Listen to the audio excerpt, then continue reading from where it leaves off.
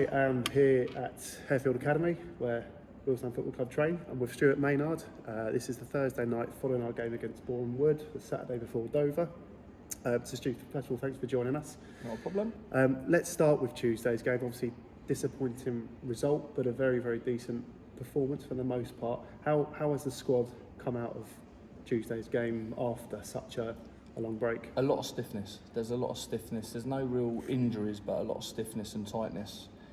The crazy thing is we hadn't played a game in about 4 weeks. And the crazy thing is in the off-season, the lads only get 6 weeks off and then they come back to pre-season. Mm-hmm. So in an ideal world, really, you'd be having a pre-season again, a mini pre-season. But we're midway through the league. You've just got to deal with it now. It kind of used to be week by week. Now it's kind of day by day. But the lads have kept themselves in good nick, which you see. We probably got, and I said it in the interview after the game, we probably got 10 to 15 minutes into the second half and we probably needed to make 4 or 5 substitutes. Mm-hmm. And that's not because of the way the lads were performing, they were just dead on their feet. And I don't think it showed too much in the game, but it showed that we couldn't really have that attacking intent because we couldn't get up the pitch and then get back down the pitch. And they scored in the 77th minute, and I think it was more tiredness. It was a poor goal to concede defensively. We should be in that front zone, but it's just down to tired legs where lads just physically can't get there. But I said it in the interview, I'm proud of the lads. It's a performance that you've got to be proud. I thought the fans, I didn't say it on the night, I forgot to mention, but the fans were incredible again. The support, the numbers that you travel in to pay the prices that Boreham Wood charged, which for me, I feel is very expensive for on a Tuesday night to travel to Boreham Wood.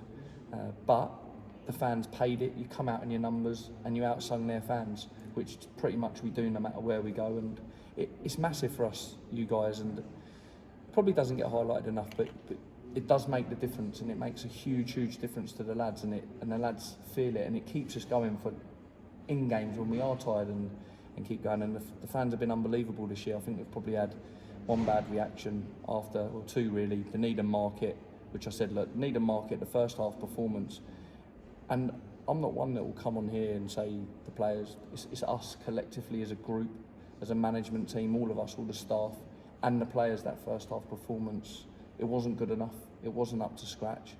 But when you come away and you analyse the performance and take away the emotions from it and who you're playing and the levels, and you take all that away, there was 2 errors in the game. 8 minutes into the game, the goalie makes an error. He's a young lad, he's learning, he's going to make mistakes. He's made it in a big game and in a big moment within the game that had a key part on it. And then Connor McAvoy, who's been absolutely outstanding for us, slips in the middle of the pitch. And he did have the right footwear on, he had studs on. The pitch was that boggy that it didn't matter what footwear you had on, you were going to slip. And we're 2-0 down and made it a real uphill battle. But when you look back at the game, we should have won the game probably 5-2. We had 9 clear chances, and it's enough to probably win 2 games of football. And it was a typical cup tie, and it's frustrating, it's disappointing, because us as a management team and as a group of players, we wanted to go far in this competition. A, for the fans, because we know that cup competitions are brilliant, it galvanises the whole club, and the same with the FA Cup. It didn't happen, and now we've just focused on the league now, and that's all we can do. And the other night against Boreham Wood, I thought the lads gave everything, and that's all we can ask of them, especially with the break that they've had. That it's frustrating because we've been getting better and better as a team. And now we've kind of had that break, and we showed in periods in the game what we've kind of got to that level. And I think we're starting to get everyone back. And once we get everyone back, people will start seeing a true reflection of an actual squad. Not the team, but as an actual squad, what we can do. Because subs make difference in games. And in recent weeks, we've had like 2 subs on the bench, and 3 and 4. And it's hard to make a difference tactically or to come on and have an impact within games. So, look, we've just got to keep working hard. We've trained again tonight, and it was very light in prep for Dover. And it's a very dangerous game because they're a team that they haven't won a game in this division. They're a dangerous team in the sense that they're always in the game. They always have 3 or 4 chances in games, and in a game they're going to take their chances at some point in the season, and they're going to beat a team. We've just got to make sure we've addressed the lads tonight. This is probably the most dangerous game that you can play in this division at the minute. We've just got to make sure that we're on it. Is that dangerous because we go into it as favourites, because we're higher in the league because of where they are? I think it's always dangerous when a team's not won a game. They have nothing in the sense to fear from anyone who they play, whether they're playing top of the table or another team that's in and around them. They have nothing to fear, so they can go out and express themselves, whereas we've just got to make sure that it's not a nervy affair from the terraces onto the pitch as well. We're going to have to be patient within the game. We've worked on our game plan tonight, we've researched them. But what they do well is they leave free up a lot of the time. So it pins you back in the sense because the counter-attack, and they're very good on the counter. They've got an experienced manager who's managed in the Football League in Andy Hessenthaler, who I was a young lad coming through at Watford, and he was playing in the first team. He knows the game inside out. They're in a tricky position as a football club with what they got dealt from the start of the season. But they've got good experienced players in their team. They're actually got a good team. It's one of those things. They haven't won a game and it hasn't happened for them, and that's what happens with confidence and momentum. So we respect them totally, and we don't look at them as that they've not won a game. We look at their team as individual, their patterns, the way they play, their aims, and how dangerous they can be, and we've got to stop that, and then we've got to be dangerous ourselves. And we saw that when we went down to their place only 6-7 weeks ago. Yeah. That they caused us a lot of problems. They had a lot of chances. You could argue they were unlucky not to get something from the game. So are you expecting more of the same? And I guess a very different spectacle to what we saw Tuesday night, which I thought was a very technical game on a very good pitch, an expansive pitch. Yeah. Look, I think down there, I think we showed our quality. Reece Brown, before he went off injured, squares the ball and it's a goal. I think we showed our real quality then. We got 3 goals out of nothing in the sense of good bits of quality. I think they were the better team in the second half. They come back into it. They scored. They got their momentum. They got on top. But the lads showed unbelievable character. George Wickens was outstanding on the night. He probably made 3 or 4 unbelievable saves for the level, and that's what we brought him in for, because we knew that it'd keep us in games. And in this league, you need your goalie to make saves and keep you in games, and he did that on the night. And we come away with 3 points, and that's what it takes. Everyone put their body on the line on the night, and we didn't play well. We probably played well in overall within that game, and I'm not one to want to go there and blame the pitch and say we couldn't play football on it. We didn't play well in the sense we should have turned them more, we should have got it down the sides of them more, we should have pressed higher up the pitch more. We didn't play well, but we'd just come off the back of travelling to Wrexham and travelling home, and the lads having to go to work and stuff like that. So you don't get to prep properly on the game, which is hard, and it makes a big difference. But the lads on the night dug deep, and we got 3 points, and it's a massive 3 points. And it's going to be the same on Saturday. Sometimes in these games, it doesn't matter how you get the points, it's about getting the points. So really, to a degree, as much as on Tuesday night, our performance levels were at a very high standard, and I thought in the first half we were slightly the better team. We had 2 chances to their 1, and we could have gone in lead in the game. And in the second half, they had 1 chance and they took it. There was nothing in the second half other than probably when we went 1-0 down, we had to push a few more bodies forward, we had to make a few more attacking changes. And when we made those attacking changes, it opened the game up, and on the break they looked dangerous. But other than that, I thought we were the better team in the first half. And overall, a point would have been a fair result if you weigh up both halves. There's been, if you look at, say, the Boreham Wood game, if you look at Notts County, Wrexham, when we've gone away as the underdog on those big expansive pitches with a big crowd and what have you, I think from a supporter's perspective, in terms of expansive football, that's probably been the most impressive in terms of a performance. But of course, those 3 games, we've only picked up a point. So going into Saturday as well, I believe we're without Josh, who is we are suspended. Is that 1 game? One game, for 5 bookings. So I guess the question is, without Josh, who scored must be best part of 50% goals, of our 50% of our goals. So where are the goals going to come from Saturday? Is that an area of concern? Is that something we're looking to address? But I think we've brought a young lad in from Stoke, and it's one of them. You don't want to put the pressure on the lad, but he is a goal scorer. He scored plenty of goals in their 23s. He's 20 years of age. He's got power. He's got pace. But you don't want to put pressure on Douglas. He's a young lad. He's learning his trade. He's here to come here to make mistakes and make errors. But the one thing is, from him, he works hard. I think when you look at a team that's down the bottom end of the league, which we are at the minute, and there's probably 8 of us that are in that category. In this league, you're not in a relegation battle in the sense of there's 4 of you. There's always 8 of you, because if we win a couple of games, you end up looking the other way in the league, which potentially I feel we should be, and I think we should. Our performances warrant that, but we haven't picked that up. But that does come down to the real quality. The other night away, Notts County away at Kings Lynn, Callum Roberts scores a hat-trick, and 2 of his goals are out of nothing. It's like having Messi in your team for our level. He dribbles through the team, bounces the ball, and it's in the top corner, it's out of nothing. Now, our resources don't stretch to go get players that are way, way better than the level. We've coached the team really well. We've got some very talented lads within our team, but they're learning their trade. We're the youngest squad in this league at 23.9. So we have the youngest squad, and we said it from day dot. Game by game, we will improve and get better and better. And goal scoring comes with confidence. We create a lot of chances, and we've missed a lot of chances. But to go get those forwards that know their game inside out within this level is just out of our reach. So we need to always work with players, and hopefully they will come good. And Josh has been outstanding for us.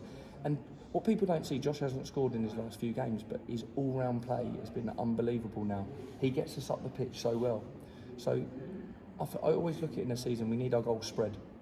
And that's what we've got to do more. We've got to spread our goals for our whole team. Yeah, I was going to say, is that happening at the moment? You look at, say, the midfield, for example. I think there's only a couple of goals that have come from that sort of 3-4 players that have held that position. So, and obviously the likes of, I guess, the wing forwards, the support Wing backs, strikers, the Craig Casamads and the Ira Jacksons. I mean, Ira's got a couple of goals, but clearly we need to add more goals to our game. But you're thinking that's just going to come with confidence and more game time? I think the more and more the lads play together, the more and more they realise what positions they've got to get into in the box. Like we've worked a hell of a lot on second phases now, because there's a lot of second phases that we're not in the end of, and defenders are just clearing it, whereas second phases against us, teams are putting us under pressure and getting a shot, and we've had to get a block in where it's not happening for us. So we're working on patterns now in and around the box on second phase, and we said it's hard to coach it into everything into a team all in one. You've got to go in stages when you have the contact time we're doing it, and that's the process that we're at the minute.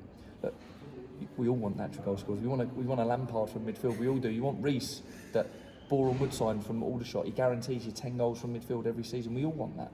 Every manager wants it, but we just can't go out and get it. So we've got to be creative and, with patterns of play and stuff like that, get people in the right areas, and over the course of time they'll take their chances. Yeah, and you mentioned Reece Brown. How was his injury coming? Is he far away? I'd like to say a month, but it's one of those injuries. It could be a bit longer, it could be a bit shorter. He's putting full weight back through it now. He's in the swimming pool in his recovery process, but until he physically gets back out on the playing field, and then you start to see whether he can feel it when he's checking and turning, it's one of them we've just got to take week by week with him. Sure. And beyond Saturday's game with Dover, we've obviously got another side, just a little bit of breathing space, but the trip to Woking the week after, and then difficult trips with Notts County coming down to the Vale, and then the long old trip to Grimsby. Yeah.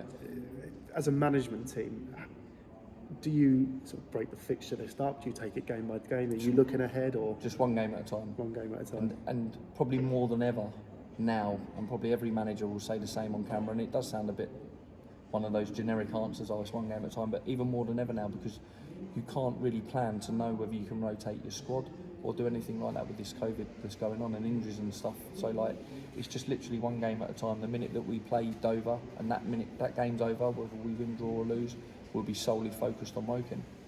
And just touching back on, I guess, the first question, just in terms of the effect that the break has had on the squad, and we saw Tuesday, and you've already alluded to, they've come back and kept themselves in good shape, but just how far back has that set them, and how much more time, game time, contact time that you have at training do you think you need before we get back to peak level, whatever that is defined? Well, I think if you look at, like I alluded in the first bit, you kind of need another pre-season. In pre-season you play 7 games, so, and that's crazy, and that's literally what it is. But you're going into intense games now rather than going into pre-season games where you're starting to build your minutes up and stuff like that. The good thing the break's done us, it's got injuries back, like Nick Tavares come back the other night, but it weren't ideal. He had to play 90 minutes. The plan was to get him off after 60 minutes, but we didn't have anyone on the bench to bring on to bring him off and rest him, and that's the harsh reality of where we are. You have a plan in your head and you need to stick to it, but you can't, because physically the bodies that we have and the players that we had available. But that's just the way it is. Look, we just got to go week to week. There's no point, I won't come on and make excuses and say we're 7 weeks away before we get back to it.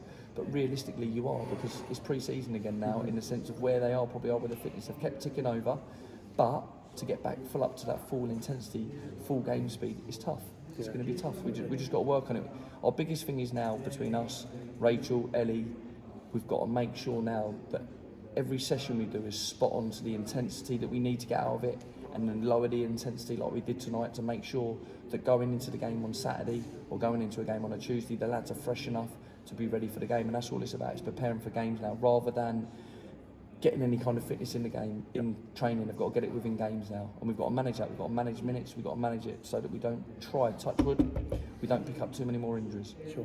And talking of injuries, player returning back from injury, Tuesday night, Connor Stevens, I thought was excellent. I think that's been echoed amongst the support base. Look, Connor's been a huge miss, as much as Connor McAvoy's come in and been outstanding. Cookie's done brilliantly. Nick's done brilliantly in the back. The skip's done brilliantly. Munro Smith's done brilliantly. But with Connor coming back, he's a leader, he's a winner, he's an organiser. You miss players like that within the group and just around the training as well. You miss him. He's moody. He wants to win every time he plays a five-a-side. He questions every decision you make when you're the ref, and that's what we need. He was outstanding the other night to be out for as long as he has and putting that level of performance. And you know, it's the same again, touchwood again. Look, we've just got to keep him fit and try and manage him. He was another one. We wanted to manage his minutes, and we haven't been able to manage his minutes. We got him off at Needham. We got him off at Needham Market when we needed to, so that he didn't go over that threshold. But the other night, once again, we couldn't get him off. But moving forward, he's outstanding. It gives us real competition for places in those positions, and that's what we need. And you need it in this league, because at times you need to rotate, and there's different games for different players, and that's what we need within the squad. And finally, sure, I'm not asking you to give away the secrets of what goes on in the management teams, but are we expecting to be active in the transfer market, the loan market? Have we got targets and eyes on players? We have. We're constantly, me, Matty and Craig, we're constantly looking for players. We're constantly watching players. We know pretty much all the 23s players, so we know who's the ones that are coming and going. We've got to be a little bit patient. Obviously, we've got Douglas that's coming with us. We are looking, because we need to add to the squad to support the squad. But we don't look at it as a management team, we look at our squad. We don't look at it about bringing players in to replace players. It's about bringing players in to support them. And if we can support them with the right bits of quality in the right areas, I think we'll fly as a team. And that's what we're trying to do. It's not an easy market, the January window, to do it. We was in for a forward. He didn't choose to come to us. He chose to go to a League Two club. And that's just, you're going to lose out to these players. Look, in an ideal world for all of us, you want your own players, you want to sign permanent players. But for the way the market is at the minute financially, it's a lot easier to get a loan player in, and that's kind of the market we're looking in. We are looking in the permanent market, but it's very tricky. And I imagine that certain players don't come cheap as well. No. Look, the hardest thing in this league for us, we're a new team within the league, so we're the unknown team. Even though we stayed up last year on merit, this is kind of like the first full season where we get it with fans and get it, and people really judge us. You kind of need to establish yourself in this league before players are confident of walking away from another National League club to come to us as a National League club, and you've got to establish yourself as a National League club, and it's hard. And a lot of players, they want full-time football, which at the minute we can't offer. And the part-time players that you like, you can't afford, because A, potentially you have to buy them from a National League club. We like 6 players in the National League, and they're all on contract. And that's as simple as it is. So realistically, it's not a market that us as a football club are in to go pay a transfer fee for any of these players. We're an opportunity for lads to come and get in the shop window and potentially further their career, and that's why we've got the youngest squad in the division, because that's our market. In an ideal world, you look at the clubs that are at the top end of the division, they've got the most experienced squads with little bits of youngsters through them that kind of come in and out the team, and that's where we're at. We're a club that and us as a management team, we want to develop the players, which we're doing, and I think slowly but surely we'll get there. You know, the key is to stay in this division. Yeah. And that's the key. If we can stay in this division, we'll get stronger next season, then stay in the division again, then we get stronger, and then we can start looking up rather than looking down. Yeah. And that's the key. Fabulous. Cool. Stu, I want to thank you for your time. Thank you, Adam. It's a pleasure. We look forward to Saturday's game. Yes, hopefully we'll have the Vale rocking, so all Willstone fans, let's get down there, support the boys. And that's the last message. When the Vale's rocking, it's horrible for away teams. Like that atmosphere that you guys created at Barnet, and we didn't play the best in that game. It was a horrible game of football, even when we watched it back. But the way you kept going and kept singing, and I know it's a big rivalry in that, and I know it's hard every week to do it, but we kind of need that every week. And if we get that, it's horrible for teams, and it drives our lads on, because you're so loud when you sing. Like, the atmosphere is unbelievable. You hear every word you sing, and it gets behind the lads and it gets the lads going. And we're going to need it Saturday, because They're coming off of playing on a Tuesday night, being out for 4 weeks without kicking a ball. We're going to need you as the 12th man more than ever.